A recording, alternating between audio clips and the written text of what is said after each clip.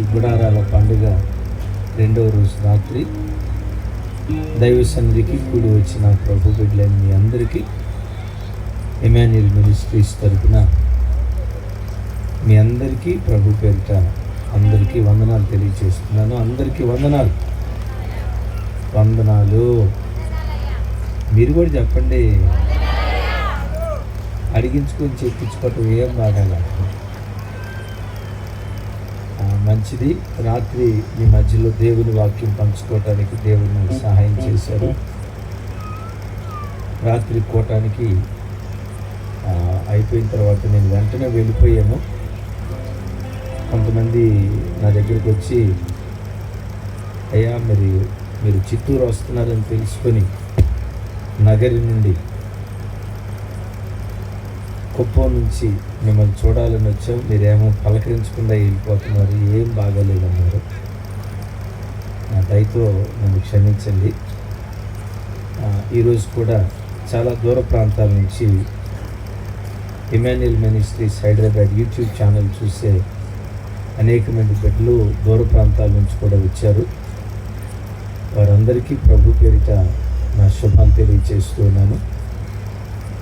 మెడ్రాస్ నుంచి వచ్చిన నాగేంద్ర అన్న కుటుంబానికి, అన్న ఎక్కడున్నారు అన్న, థ్యాంక్ యూ. ఇద్దరు అన్నదమ్ములు కాళీబు యెహోషువలు, మీకు వందనాలు అన్న. కుర్నేలయ్య గారికి వందనాలు.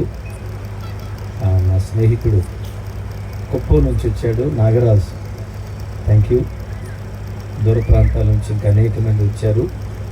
వాళ్ళందరికీ నా నిండు వందనాలు, కృతజ్ఞతలు తెలియజేస్తూ, ఈ రాత్రి మాత్రం ప్రార్థన చేయించుకోవడానికి ఎవరు వచ్చినా తప్పకుండా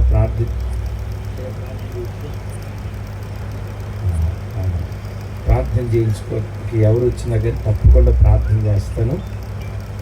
కలవాలనుకున్న వాళ్ళు, దూర ప్రాంతాల నుంచి వచ్చిన వారు తప్పకుండా కలిసి మీ కొరకు ప్రార్థన చేయడం జరుగుతుంది. మా కొరకు, మా పరిచర్య కొరకు మీరు కూడా ప్రార్థన చేయండి. మీరు ప్రార్థన చేసుకునేటప్పుడు ఒక్క నిమిషం మమ్మల్ని కూడా జ్ఞాపకం చేసుకొని మా కొరకు ప్రార్థన చేయాలని ప్రేమతో తెలియజేస్తూ, మీ మధ్యలోకి నన్ను ఆహ్వానించిన స్థానిక దైవజనులు సైమన్ అయ్య గారికి మరొకసారి సభాముఖంగా అయ్యగారు వందనాలు. అయ్యగారు మీకు నిండు కృతజ్ఞతలు. వేదిక మీద ఉన్న ఘనులైన దైవ సేవకులందరికీ నా వందనాలు తెలియజేస్తూ, ఈ రాత్రికాల సమయమందు దేవుడు తన వాక్కుల ద్వారా మనతో మాట్లాడి బలపరుచున్నట్లుగా అందరం చేతులెత్తి గంభీరంగా ప్రభువుకి స్తోత్రాలు చెప్దాం. ఈ మానిటర్ రావట్లేదు అనుకుంటా కదా. Okay, praise the Lord. అలాగే నాకు చిత్తూరులో చక్కటి ఆతిథ్యం ఇచ్చిన ఏఎస్ఐ గారు, బాబు గారు, వారికి కూడా నా ప్రత్యేకమైన వందనాలు. థ్యాంక్ యూ అండి. నన్ను ఎంతో, సిస్టర్ గారు మీరు మమ్మల్ని ఎంతో గమనించుకున్నారు. అమ్మ మీకు వందనాలు తల్లి, వందనాలు. థ్యాంక్ యూ మా, థ్యాంక్ యూ. మంచిది. ఈరోజు ఒక చక్కటి దివ్యమైన సందేశం మీతో పంచుకోవటానికి నా హృదయంలో ఒక భారభరితమైన వర్తమానం ఉంచారు. ఈ వర్తమానం యొక్క ముఖ్య ఉద్దేశం, ఈ రాత్రి గుడారాల పండుగలో ఈ స్థలంలో ఎంతమందిని అయితే చూశానో, ఎంతమంది అయితే ఇక్కడ కూర్చొని వాక్యం ఉన్నారో, ఇక్కడ కూర్చున్నటువంటి ప్రతి ప్రజను పరలోకంలో కూడా నేను చూడాలి. ఈ కూడికి వచ్చిన వారిలో ఒక్కరు కూడా విడవబడకూడదు. ఇక్కడ కూర్చొని ప్రభువుని ఎట్లా ఆరాధించామో, పరలోకంలో కూడా ఇలాగే మనం కూర్చొని యేసయ్యను నిరంతరము ఆరాధించే భాగ్యం ఆ కృపగల దేవుడు మనందరికి అనుగ్రహించినట్లుగా అందరం చప్పట్లు కొడితే యేసయ్యకు స్తోత్రాలు చెప్తాం. Praise the Lord. Hallelujah, hallelujah, hallelujah. Right. యోబు గ్రంథం పరిశుద్ధ గ్రంథం బైబిల్లో నుంచి భక్తుడైన యోబు గారు రాసిన గ్రంథం 14వ అధ్యాయం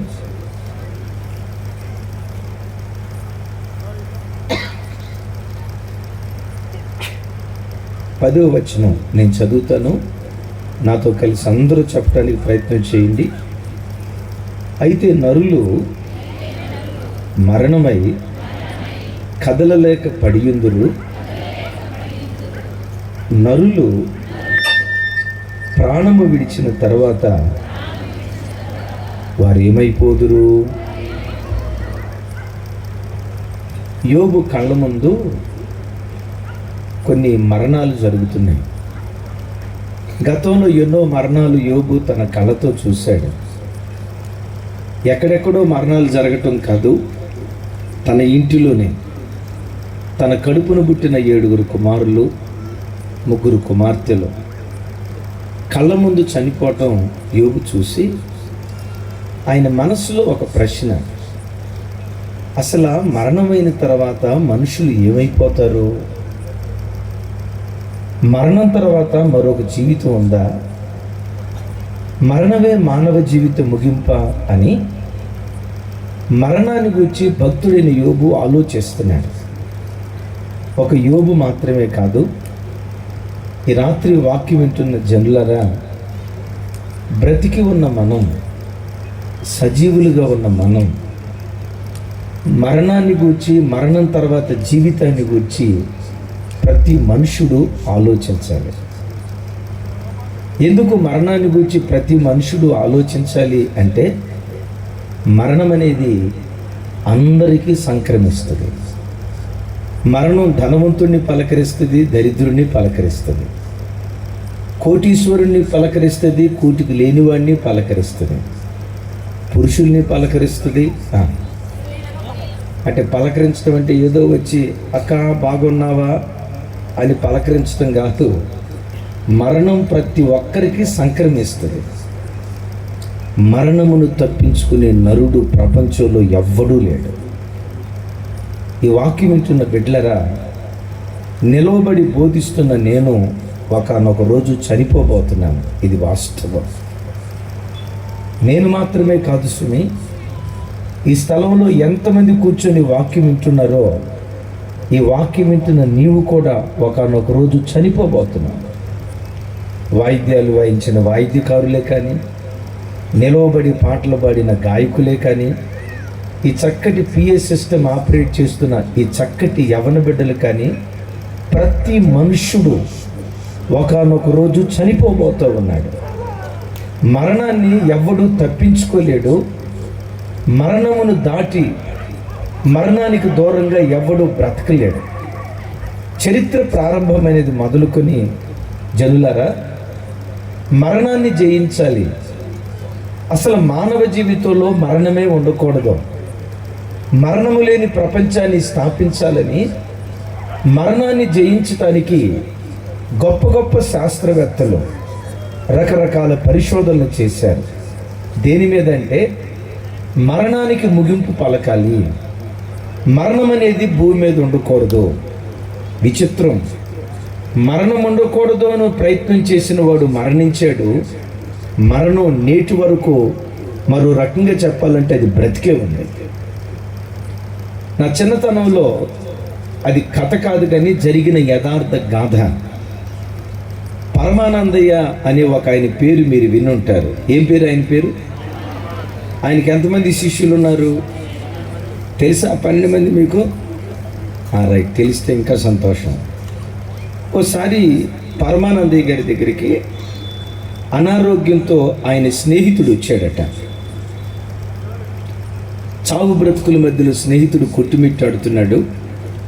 ఈ పరమానందయ్య గారు పాపం చాలా బాధతో ఉన్నాడు.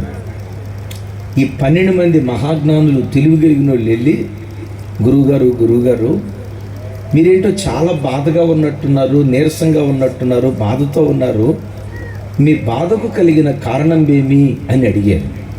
మీ బాధకు కలిగిన కారణం ఏంటి అని.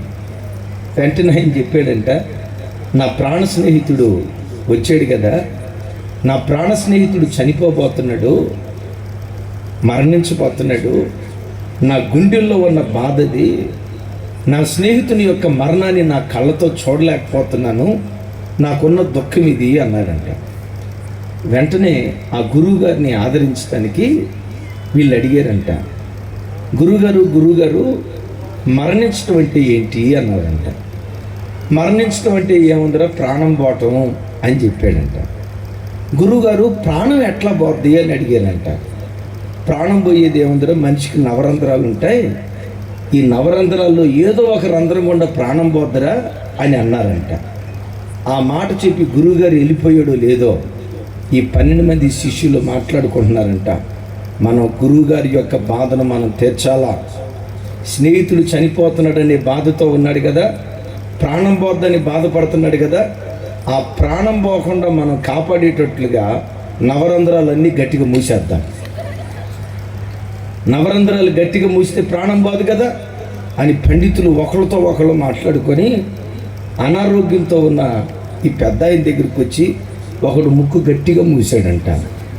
ఆయన కేకలేస్తున్నాడు, ఏంట్రా ముక్కు మూస్తున్నారంటే అంటారంట, గురువుగారు మాట్లాడొద్దు, అస్సలు మాట్లాడొద్దు, నీ ముక్కుల్లో నుంచి ప్రాణం పోకుండా ముక్కు బిగబడుతున్నావు అన్నారంట. ఈలోపు ఇంకొకడు చెవుల్లో ఏలి పెట్టాడు, ఇంకొకడు నోరు గట్టిగా మోస్తూ ఉన్నాడు. ఆయనకు ఊపిరి ఆడక పెట పెట పెట పెట కాళ్ళు కొట్టుకుంటూ ఉంటే ఈలోపు గురువుగారు వచ్చాడు. గురువుగారు వచ్చి అన్నాడు, రే ఏంట్రా ముక్కు మూసారు నోరు మూసారంటే వీళ్ళు అంటారంట, గురువుగారు డిస్టర్బ్ చేయొద్దు, మా ప్రయత్నం ఏంటో తెలుసా, ప్రాణం పోకుండా కాపాడాలని ప్రయత్నం చేస్తున్నాం అన్నారంట. ఒరే, మీరు ఈ ప్రయోగం చేయకపోతే ఇంకో 2-3 రోజులన్నా బ్రతుకుతాడు, మీ దయ వల్ల ఇప్పుడే చచ్చిపోయేటట్టున్నాడు. నేను ఇక్కడ చెప్పొచ్చే మాట ఏంటంటే, మరణం అనేది మనిషి దగ్గరికి రాకూడదని పరమానందయ్య శిష్యులు కూడా ప్రయత్నం చేశారు. విన్నారు ఈ మాట? ఎవరు ప్రయత్నం చేశారు? పరమానందయ్య శిష్యులు ప్రయత్నం చేశారు, పండితులు ప్రయత్నం చేశారు, శాస్త్రవేత్తలు ప్రయత్నం చేశారు. ఈవెన్ టుడే, ఈరోజు కూడా మానవాళి మీద మరణం విలయ తాండవం ఆడుతూ ఉంది. మరణానికి ఏ మనుష్యుడు ముగింపు పలకలేడు. అందుకని ప్రభు పెట్టారా, మరణం లేకుండా చేయటం ఇది కాదు కానీ ప్రయత్నం. ప్రతి మనుషుడు తన బ్రతుకులో ఆలోచించాల్సింది, మరణమైన తర్వాత మనుషుడు ఏమవుతాడు, మరణం తర్వాత మరో జీవితం ఉందా, లేక మరణమే మానవ జీవిత ముగింపు అని మరణాన్ని గురించి ప్రతి మనుషుడు, బ్రతికి ఉన్న ప్రతి మనుషుడు ఆలోచించాలి.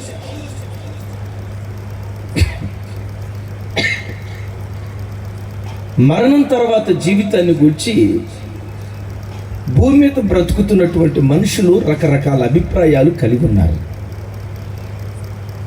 దేవుని నమ్మని ఈ హేతువాద భావాలు కలిగిన వాళ్ళు ఏమంటారంటే, మరణం అంటే ఏమీ లేదు, మరణం అంటే ఏమీ లేదు, మనిషి శరీరం మట్టి కదా, చనిపోయిన తర్వాత శరీరం మట్టికి మట్టి అయిపోద్ది, ప్రాణమేమో గాలిలో కలిసిపోద్ది, మరణం తర్వాత మరో జీవితం లేదు, మరణమే మానవ జీవితం ముగింపు అని హేతువాద భావాలు కలిగిన వాళ్ళు మాట్లాడతారు. మన దేశంలో కొంతమంది వాళ్ళకున్నటువంటి నమ్మకాలను బట్టి మరణం తర్వాత పునర్జన్మ ఉంది, పునరుద్ధానం కాదు, పునర్జన్మ ఉంది. ఈ జన్మలో మంచి చేసినోడైతే, ఈ జన్మలో నీతిగా యథార్థంగా బ్రతికినోడైతే వచ్చే జన్మలో నందిగా పుడతాడు, నందిగా పుడతాడు. ఈ జన్మలో పాపం చేసినోడైతే వచ్చే జన్మలో పందిగా పుడతాడు. మంచి చేస్తేనేమో నంది, చెడు చేస్తేనేమో పంది. ఈ జన్మలో నీతిగా బ్రతికితే వచ్చే జన్మలో పోలీస్ కుక్కలాగా పుడతాడు. లేదు తప్పు చేశాడా, ఇంటి పక్క వీధి గజ్జి కుక్కలాగా పుడతాడు అని వీళ్ళ నమ్మకం. ఎందుకు ఇట్లాంటి భిన్నాభిప్రాయాలు ఉన్నాయంటే, మరణం తర్వాత మనుషుడు ఏమవుతాడో మనుషునికి అర్థం కాక ప్రజలు జుట్టు పిక్కుంటూ వచ్చారు. కొంతమంది అన్నారు మరణమే మానవ జీవితం ముగింపు, మరణం తర్వాత మరో జీవితం లేదని సవాలు చేశారు. ఇంకొంతమంది పునరుజ్జీవాన్ని నమ్మి ఈ జన్మలో పుణ్యం చేస్తే వచ్చే జన్మలో ఇలా పుడతారు అని మాట్లాడారు. కానీ బైబిల్ మాత్రం ప్రారంభం నుంచి పునరుద్ధానాన్ని గురించి మాట్లాడింది. చనిపోయిన తర్వాత మనిషి మరలా తప్పకుండా బ్రతుకుతాడు. ఆ మనిషి నీతి కలిగిన న్యాయాధిపతి అయిన దేవుని ఎదుట తప్పకుండా నిలవబడతాడు. మరణము మానవ జీవితానికి ముగింపు కాదు, మరణం తర్వాత మరొక జీవితం ఉంది అని పాత నిబంధన మరణం తర్వాత జీవితాన్ని గురించి బోధించింది కానీ దానికి సంబంధించిన సరైన క్లారిటీ పాత నిబంధనలో లేదు. మరణం తర్వాత మనిషి బ్రతుకుతాడు అనే నిరీక్షణ ఉంది, కానీ ఆ నిరీక్షణ అంత జీవం లేనటువంటి నిరీక్షణ. సరే, 2000 సంవత్సరాల క్రితం యేసు ప్రభు వారు లోకానికి వచ్చారు, సిలువ వేశారు, అతి దారుణంగా యేసు ప్రభు వారిని చంపి సమాధి చేశారు. యేసయ్య సమాధిలోకి వెళ్ళక మునుపు ఘంటాపదంగా చెప్తున్నారు, యోనా చేప కడుపులోకి వెళ్ళి 3వ రోజు ఎట్లా బయటకు వచ్చాడో, మనుష్య కుమారుడు కూడా సమాధిలోకి వెళ్ళి 3 రోజులు సమాధిలో ఉండి 3వ దినం తర్వాత సమాధి గుండెను చీల్చి మృత్యుంజయుడే తిరిగి లెగుస్తాడని. సమాధి గుండెను చీల్చి మరణమాని ముల్లెక్కడ, మరణమాని విజయం ఎక్కడ అని మరణపు ముళ్ళు మీద విజయ నికేతనాన్ని ఎగరవేస్తూ మృత్యుంజయుడే తిరిగి లెగుస్తాడు అని యేసు ప్రభు వారు చెప్తా ఉంటే కొంతమంది నమ్మారు, కొంతమంది నమ్మలేదు. మెట్టుకు యేసు ప్రభు వారిని సమాధి చేశారు. ఆదివారం తెల్లవారుతూ ఉండగా ప్రభు చెప్పినట్లుగానే సమాధి గుండెను చీల్చి యేసు ప్రభు వారు మృత్యుంజయుడే తిరిగి లేచాడు. Praise the lord. 40 రోజుల పాటు సశరీరుడిగా కనపడి 40వ రోజు పరలోకానికి ఆరోహణమై వెళుతూ ప్రపంచ మానవాళికి ఒక నిరీక్షణ కలుగు చేశాడు. ఏంటా నిరీక్షణ అంటే మరణం తర్వాత మరో జీవితం ఉంది అనే ఈ నిరీక్షణకు జీవాన్ని పోసింది యేసుక్రీస్తు ప్రభు వారి పునరుద్ధానం. చప్పట్లు కొడుతూ ప్రభుకు స్తోత్రాలు చెప్తాం. అందుకని పేతురు గ్రంథకర్త అంటాడు, యేసుక్రీస్తు వారి పునరుద్ధానము ద్వారా జీవముతో కూడిన నిరీక్షణ మనకు కలిగింది అంటాడు. నాతో కలిసి మాట చెప్పండి, జీవముతో కూడిన నిరీక్షణ. పాత నిబంధనలో కేవలం నిరీక్షణే ఉండేది. పాత నిబంధనలో ఉన్న ఈ నిరీక్షణకు జీవం పోసింది ఏదంటే యేసుక్రీస్తు వారి పునరుద్ధానము. ఆమేన్ చెప్దాం, ఆమేన్. ఇప్పుడు ఒక ప్రశ్న. చరిత్ర ప్రారంభమైనది మొదలుకొని నేటి వరకు మహానుభావులు అన్నవాళ్ళు చనిపోయారు, దేవుళ్ళు అనబడినవాడు చనిపోయారు, దేవతలు అనబడిన వాళ్ళు చనిపోయారు. ప్రపంచంలో పుట్టిన ప్రతి మనుషుడు చనిపోయాడు, సమాధి చేయబడ్డాడు. విచిత్రం ఏంటో తెలుసా? పండితులు అనబడిన వారు చనిపోయి సమాధి చేయబడిన ప్రపంచంలో ప్రతి సమాధి నేటి వరకు మూతవేయబడి ఉంది. భారతదేశానికి స్వతంత్రాన్ని సంపాదించి పెట్టిన ద గ్రేట్ మహాత్మా గాంధీ గారు, వారు చనిపోయారు, సమాధి చేయబడ్డారు. నేటికి ఆయన సమాధి మూతవేయబడి ఉంది. భారత రాజ్యాంగ నిర్మాత డాక్టర్ బిఆర్ అంబేద్కర్ అపర మేధావి. ఆయన డిగ్రీలు మనం చదవాలంటే 2 పేజీలు ఫుల్గా నిండిపోతాయట. అపర మేధావి, అంత గొప్ప మేధావిగా పిలువబడుతున్న డాక్టర్ బిఆర్ అంబేద్కర్ గారు చనిపోయారు, సమాధి చేయబడ్డాడు. నేటికి ఆయన సమాధి మూతవేయబడి ఉంది. భారతదేశానికి మొట్టమొదటి ప్రధాని ఎవరమ్మా? మోడీ గారా? అరే మోడీ గారు ఇప్పుడమ్మా, అయ్యయ్యో చెప్పండి ఎవరు? పండిట్ జవహర్లాల్ నెహ్రూ గారు, భారతదేశానికి మొట్టమొదటి ప్రధానమంత్రి.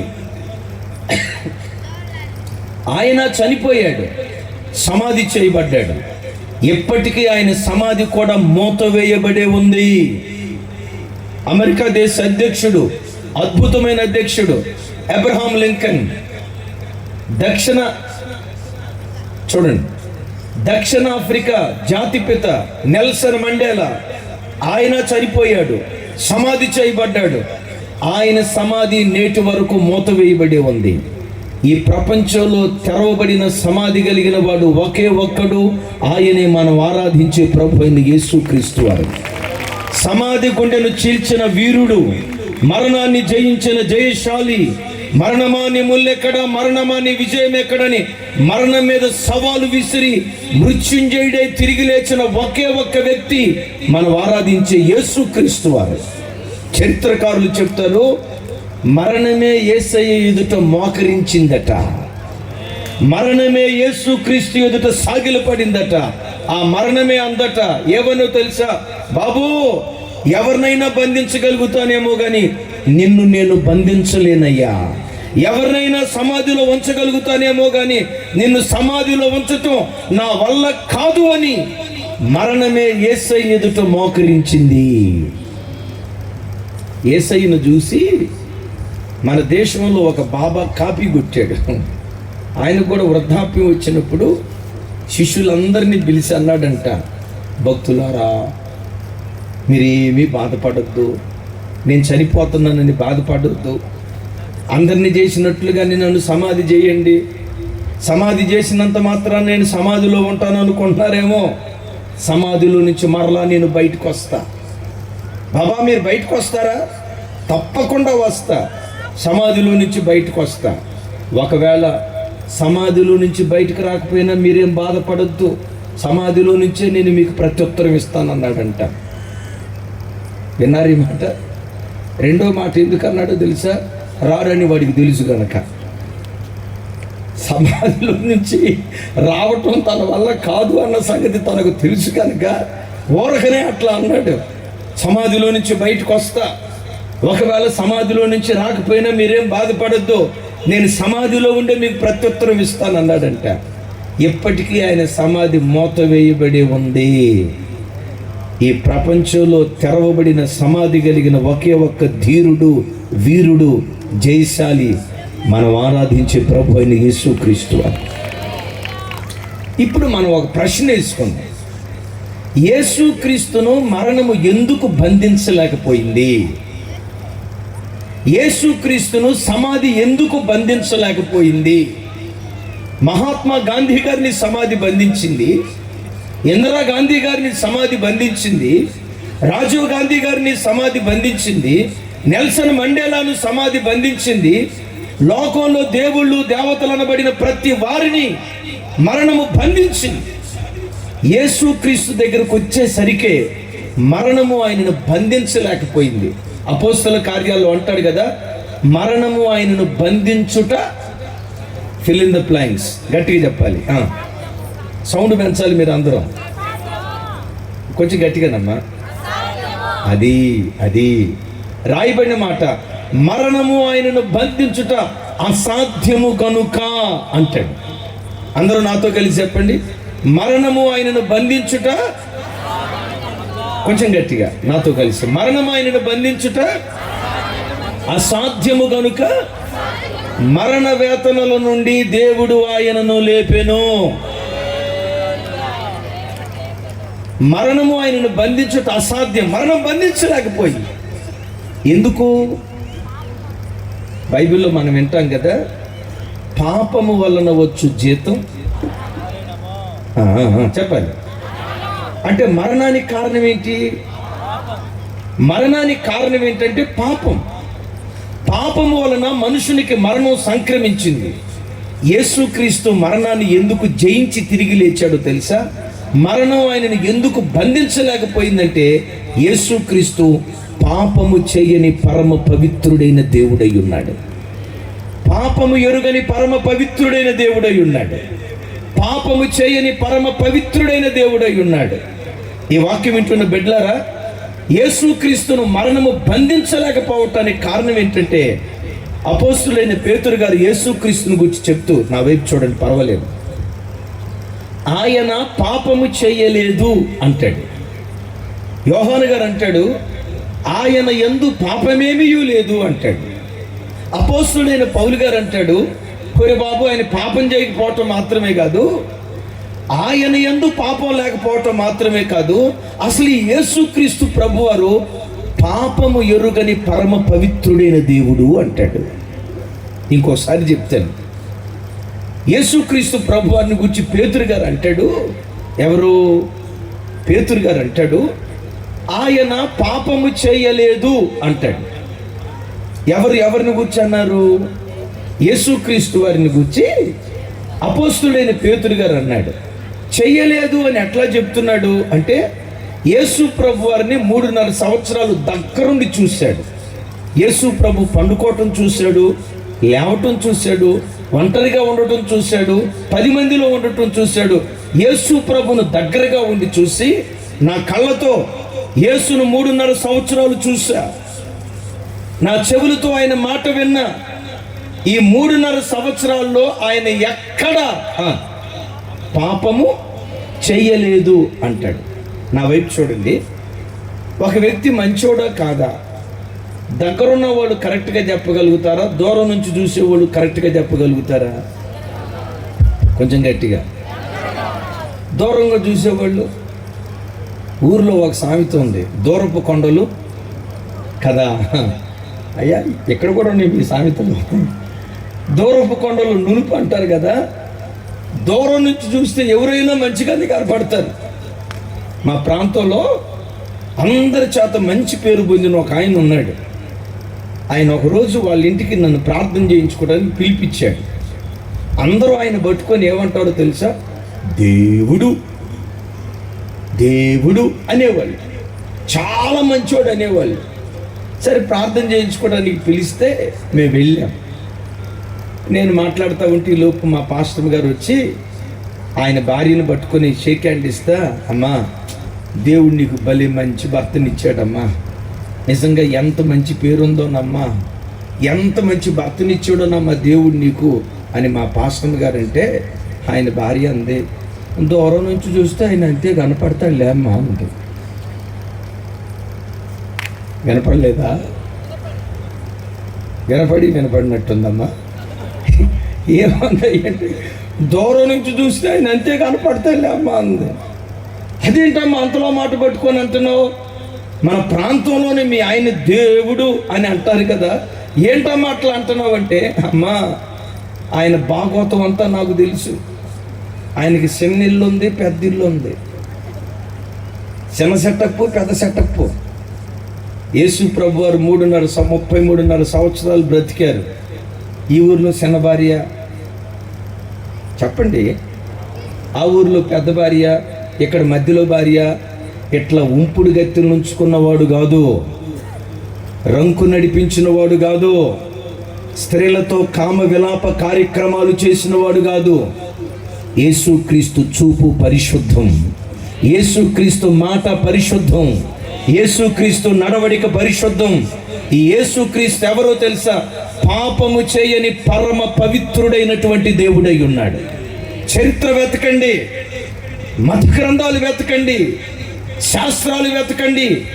ఈ సృష్టిలో పాపము చేయని దేవుడు ఎవరైనా ఉన్నారా అని వెతికితే యేసుక్రీస్తు ఒక్కడు మాత్రమే పాపము చేయని పరమ పవిత్రుడైన దేవుడై ఉన్నాడు. ఇంకొక విలువైన మాట చెప్తాను. ఒక పాపిని పవిత్రుడిగా మార్చగలిగిన శక్తి యేసులో మాత్రమే ఉంది. ఒక దుర్నీతిపరుని నీతిపరుడిగా మార్చగలిగిన శక్తి యేసుక్రీస్తు ప్రభువులో మాత్రమే ఉంది. పాపపు బంధకాలలో, త్రాగుడు వ్యసనాలలో, వ్యభిచార కోపంలో, క్రమం తప్పిన సంబంధాలలో బ్రతుకుతున్న ఒక పాపాత్ముడైన మనిషిని పవిత్రుడిగా మార్చగలిగిన శక్తి ఈ ప్రపంచంలో యేసునాథుడికి ఒక్కడికి మాత్రమే ఉంది. మీరు అడగొచ్చు, యేసు ప్రభువే పాపిని పవిత్రుడిగా మార్చగలడా? ఇంకెవరూ మార్చలేరా అంటే, ఎవ్వరూ మార్చలేరు. మార్చటం ఎవ్వరి వలన కాదు. ఎందుకంటే పాపంలో బ్రతికే మనుషుడికి పాపము లేని దేవుడు కావాలి. నాతో కలిసి మాట చెప్పండి. పాపంలో బ్రతికే మనుషునికి పాపం లేని దేవుడు కావాలి. మన పాపం పోవాలంటే ఏ దేవుడు కావాలి? ఇప్పుడు దేవుడు కూడా పాపం చేసినోడు అనుకోండి, పాపం చేసే మనుషునికి పాపం చేసే దేవుడు దొరికాడు అనుకోండి, ఏం జరిగిద్దంటే ఊర్లో ఒక సామెత ఉంది, సన్నాసి సన్నాసి రాసుకుంటే బోడిది రాలిద్దంట.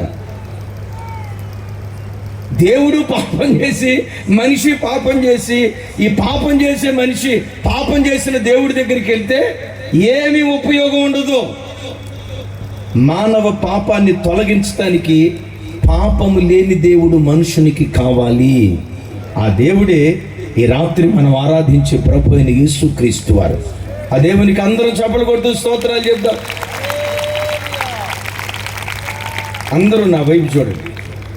ఈ టేబుల్ కంటిని మురికి పోవాలంటే మురికి బట్ట తీసుకొని శుభ్రం చేస్తామా, శుభ్రమైన బట్ట తీసుకొని శుభ్రం చేస్తామా? సరే, అట్లా కూడా కాదు. బట్టలు మురికైన బట్టలు కొని మురికి పోగొట్టడానికి మంచి నీళ్ళలో నానబెడతామా, మురికి నీళ్ళలో నానబెడతామా? మురికి నీళ్ళలో నానబెడితే అమ్మా చెప్తా మన పాపం పోవాలంటే ఏ దేవుడు కావాలి? ఒకరోజు మా చర్చికి వచ్చే ఒక తమ్ముడు, అన్నయ్య నేను ఈ బిజినెస్ చేయబోతున్నాను, నా బిజినెస్ను దేవుడు బాగా ఆశీర్వదించేటట్టు, ఎట్లా కొడతా, నా బిజినెస్ను దేవుడు బాగా ఆశీర్వదించేటట్టు మీరు గట్టిగా ప్రార్థన చేయండి అన్న అన్నాడు. ఏం బిజినెస్ అయ్యా అన్న? ఏ తైలాలు చూపించి, ఇది కాశ్మీర్లో తయారయ్యే తైలం అంటన్నా, ఈ తైలం కనుక తలకు రాసుకుంటే బట్టతలు ఉన్నటువంటి వాళ్ళకి ఫుల్గా వెంట్రుకలు వస్తాయి అంటన్నా, అంత శక్తి ఈ తైలంలో ఉందంటన్నా, నా వ్యాపారం అద్భుతంగా జరిగేటట్టు మీరు ప్రార్థన చేయండి అన్న అన్నాడు.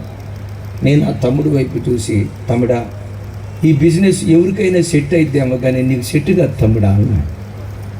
అంటాడు, అట్లా అంటారేంటన్నా, మీరు విశ్వాసంతో ప్రవచించండి, ఈ వ్యాపారం దేవుడు దీవిస్తాడు అన్నాడు. ఎవరికైనా ప్రవచనం పనిచేస్తుందేమో కానీ, ఎవరినైనా ఆశీర్వదిస్తానేమో కానీ, తమ్ముడా ఈ వ్యాపారం నువ్వు చేస్తే నీకు నష్టమే కానీ వ్యాపారం సరిగ్గా జరగదు, వద్దు తమ్ముడా నీకు ఈ వ్యాపారం అన్న. నా వైపు చూసి, ఎందుకన్నా మీరు అట్లా అంటున్నారు అన్నాడు. నేను చూసి చెప్పా, తమ్ముడా నీ తలే బట్టతల పెట్టుకున్న నువ్వు ఈ నూనె రాసుకుంటే మీకు వెంట్రుకలు వస్తాయి అని అంటే, కొనేవాడు ఏమంటాడో తెలుసా? ఒరే అబ్బాయి, మాకు అమ్మటం దేవుడు ఎరుకు. ఏమంటారు? ముందు నువ్వు రాసుకో, నువ్వు రాసుకున్న తర్వాత నీకు వెంట్రుకలు వస్తే ఆ తర్వాత చెప్పు అంటారు. బిడ్డలారా, ఏ దేవుడైనా నీకు పరిశుద్ధనిస్తాను రండి అని ఒక దేవుడు అన్నాడు అనుకోండి, ముందు ఆ దేవుడి దగ్గర ఏముండాలి? మీకు నీతినిస్తాను రండి అని ఒక ఆయన అన్నాడు, ఆయన దగ్గరే ఉండాలి. ఈ సృష్టిలో నీతి కలిగిన దేవుడు, పవిత్రత కలిగిన దేవుడు, పరిశుద్ధత కలిగిన దేవుడు అని పిలువబడటానికి యోగ్యమైన గుణగణాలు కలిగిన ఒకే ఒక్క దేవుడు మనం ఆరాధించే ప్రభు అయిన యేసుక్రీస్తు వారు. అందుకనే మరణము ఆయనను బంధించలేకపోయింది అని పరిశుద్ధ లేఖనాల్లో రాయబడి ఉంది. మంచిది. మరణం తర్వాత మరో జీవితం ఉంది అని యేసు ప్రభు వారి పునరుద్ధానం జీవముతో కూడిన నిరీక్షణ మనకు కలుగు చేసింది.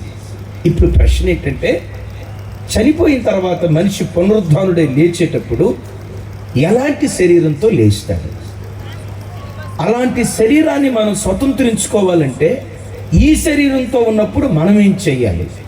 చక్కటి విలువైన మాటలు బాగా వినండి. పునరుద్ధానపు శరీరం ఎలా ఉంటుంది? అట్లాంటి పునరుద్ధానపు శరీరాన్ని లోకంలో మనం స్వతంత్రించుకోవాలంటే ఈ శరీరంతో ఉన్నప్పుడు మనం ఎలా చేయాలి? ఒకసారి నా వైపు చూడండి. పునరుద్ధానపు శరీరానికి ఇప్పటి శరీరానికి చాలా వ్యత్యాసం ఉంటుంది. పునరుద్ధానపు శరీరాన్ని వర్ణించటానికి నోటి మాటలు అందో.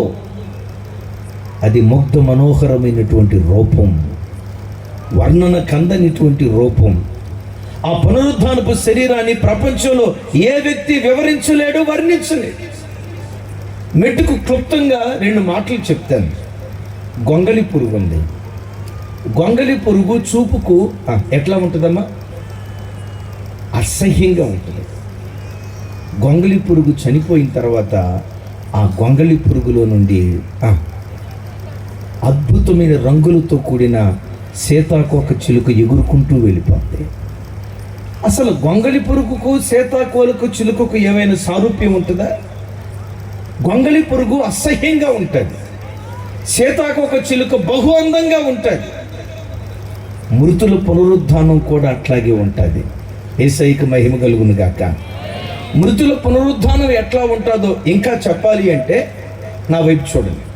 మామిడి టెంక్ ఉంది, మామిడి విత్తనం ఉంది. మామిడి విత్తనం భూమిలోకి నాటినప్పుడు విత్తనం ఎంత ఉంటుంది? ఎంత ఉంటుందమ్మా? ఎంత ఉంటుంది? ఇంత ఉంటుంది. ఇంత విత్తనాన్ని భూమిలో నాటితే విత్తనం చనిపోతుంది. చనిపోయిన తర్వాత చిన్న మొలక, ఆ మొలకలో నుంచి మొక్క, ఆ మొక్కలో నుంచి మహావృక్షం బయలుదేరి వస్తుంది. విత్తేటప్పుడు చిన్న విత్తనం. అసలు విత్తనానికి ఆ చెట్టుకు ఏమైనా పోలికొందా అని చూస్తే పోలికొండదు. అట్లాగే ప్రభు బిడ్డలారా, ఈ శరీరం భూమి మీద విత్తేటప్పుడు, భూమిలో విత్తేటప్పుడు అపోస్తుడైన పౌలు గారు మాట్లాడతాడు. చూడండి, అపోస్తుల కార్యాలు,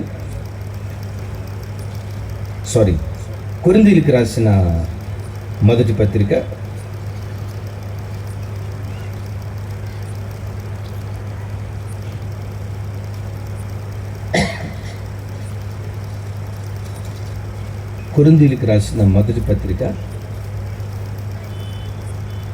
15వ అధ్యాయం నేను చదువుతాను. అందరూ నాతో కలిసి మీ బైబిల్ తెరిచి 42వ వచనం నుంచి నేను చదువుతాను.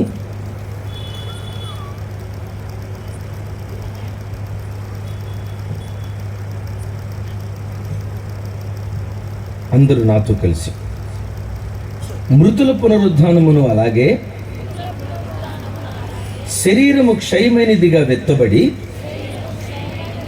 అక్షయమైనదిగా లేపబడును, ఘనహీనమైనదిగా వెత్తబడి మహిమ కలిగినదిగా లేపబడును, బలహీనమైనదిగా వెత్తబడి ఆత్మ సంబంధమైనదిగా లేపబడును, బలమైనదిగా లేపబడును, ప్రకృతి సంబంధమైన శరీరముగా వెత్తబడి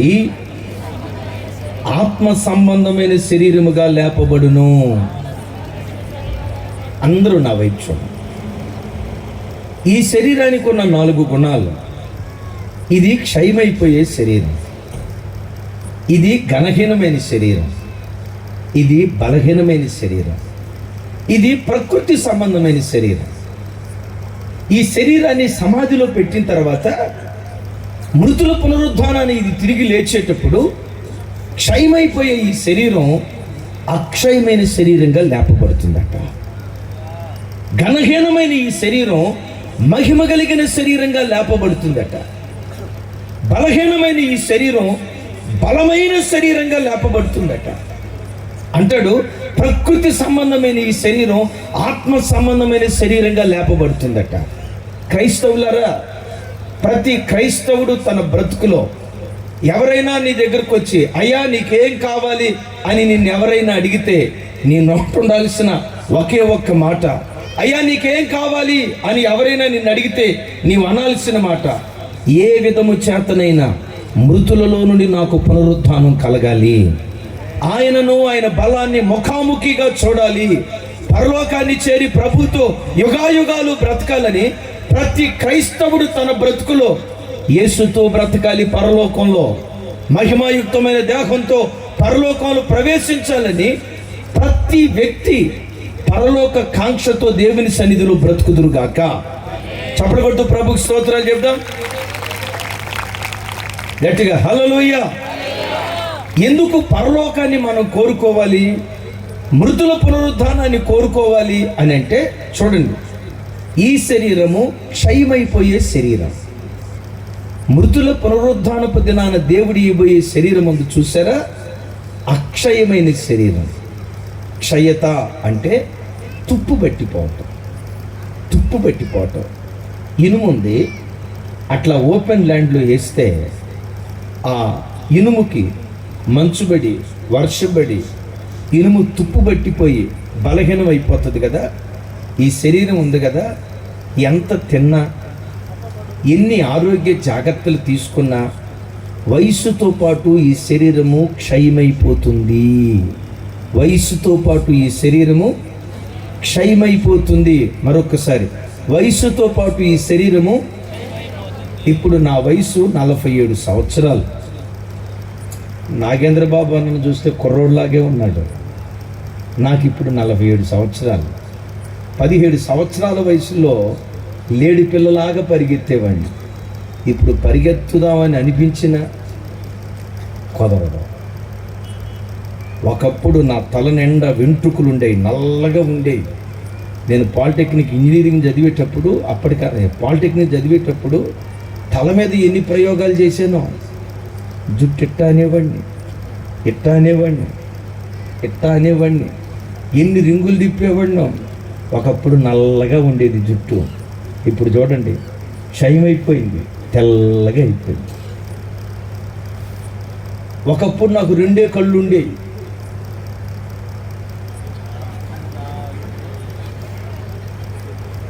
ఎన్ని వచ్చినాయి? 4 కళ్ళు. కారణం ఏంటో చెప్పట్టదా? శరీరం క్షీణించిపోతూ ఉంటుంది. వృద్ధాప్యంలో ఉన్న వాళ్ళని అడగండి, అప్పుడు ఎంత చురుగ్గా ఉండేవాడినోనయ్యా, లేడి పిల్లలాగా పరిగెత్తేవాడినయ్యా, ఎంత ఆరోగ్యంగా ఉండేవాడినోనయ్యా. మోకాళ్ళ నొప్పి, నడువులు నొప్పి, మెడ నొప్పి, చూపు కోల్పోయి, ఇది కాలానుగుణంగా క్షయమైపోతూ వస్తుంది. అద్భుతం తెలుసా? మృతుల పునరుద్ధానపు దినాన పునరుద్ధానపు శరీరానికి ఇచ్చే ఆ కృప ఏంటో తెలుసా? పునరుద్ధానపు శరీరము ఎన్నడూ క్షయమైపోకుండా అది అక్షయమైనదిగా ఉంటుంది. ఎట్లా అక్షయమైనదిగా ఉంటుంది? నా వైపు చూడండి. మనం ఆరాధించే యేసుక్రీస్తు ఉన్నారు కదా, జగత్తుకు పునాది వేయబడక మునిపే ఆది నుంచి ఆయన ఉన్నాడు. సూర్య చంద్ర నక్షత్రాదులు కలగక మునిపే ఆయన ఉన్నాడు. సృష్టి ఆది నుంచి ఆయన ఉన్నాడు. ఆయన చేతి పని అయిన సూర్యుడు, చంద్రుడు, భూమి, నక్షత్రాలు, ఆకాశం ఆయన చేతి పని అయిన మనం అంటాడు కదా కీర్తనలో. ఇవన్నీ కూడా వస్త్రము వలె పాతిగిల్లిపోతాయి. ఇవన్నీ వస్త్రములాగా పాతిగిల్లిపోతాయి, కానీ వీటిని కలుగు చేసిన దేవుడు మాత్రం నిరంతరము ఏకరీతిగా ఉన్నాడు అంటాడు. ఎట్లా ఉన్నాడు? చెప్పాలి, నిరంతరము. అందుకనే యేసుక్రీస్తు నిన్న నేడు, కొంచెం గట్టిగా, నిన్న నేడు రేపు ఏకరీతిగా ఉన్నవాడు. హల్లెలూయా. మీలో ఎవరైనా ఈ మాట చెప్పగలరా? 10 సంవత్సరాల క్రితం నేను ఎట్లా ఉన్నానో ఇప్పుడు కూడా అట్లాగే ఉన్నాను, 10 సంవత్సరాల తర్వాత కూడా అట్లాగే ఉంటాను అని మీలో ఎవరైనా ఈ మాట చెప్పగలరా? చెప్పేటట్టే ఉంటారు మీరు, చెప్పినా నైజంతా. నా వైపు చూడండి. యేసుక్రీస్తు 100 సంవత్సరాల క్రితం ఎలా ఉన్నాడో ఈరోజు అలాగే ఉన్నాడు. ఈరోజు ఎలాగున్నాడు 1000 సంవత్సరాల తర్వాత కూడా అలాగే ఉంటాడు. 1000 సంవత్సరాలు కాదు, 10,000 సంవత్సరాల తర్వాత కూడా యేసు అదే రీతిగా ఉంటాడు. ఎందుకో తెలుసా? ఆయన అక్షయుడైనటువంటి దేవుడై ఉన్నాడు. ఏం జరిగిందో తెలుసా? మృతుల పునరుద్ధానపు దినాన ఆయన ఎట్టివాడిగా ఉంటాడో మనం కూడా అట్టివారిగా మార్చబడిపోతాం. ఈ క్షయమైపోయే దేహం దేవునిలాగా అక్షయమైనటువంటి దేహంగా మారిపోద్ది. అయితే ఒక మాట చెప్తాను, మృతుల పునరుద్ధానపు దినాన అక్షయమైన దేహాన్ని దేవుడు మనకి ఇవ్వాలంటే క్షయమైపోయే ఈ దేహంలో ఉన్నప్పుడు మనం ఏమి స్వతంత్రించుకోవాలో ఒకసారి చూడండి. బైబిల్ పేతురు మహాశయుడు రాసిన పేతురు మొదటి పత్రిక 3వ అధ్యాయం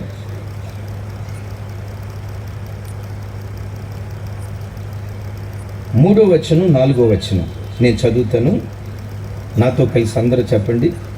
జడలు అల్లుకొనుటయు, కొంచెం సౌండ్ పెంచాలి అందరూ. జడలు అల్లుకొనుటయు, బంగారు నగలు పెట్టుకొనుటయు, వస్త్రములు ధరించుకొనుటయునను వెలుపటి అలంకారము మీకు అలంకారముగా నుండక సాధువైనట్టు మృదువైనట్టు గుణమును అక్షయ అలంకారము గల మీ హృదయపు అంతరంగ స్వభావము మీకు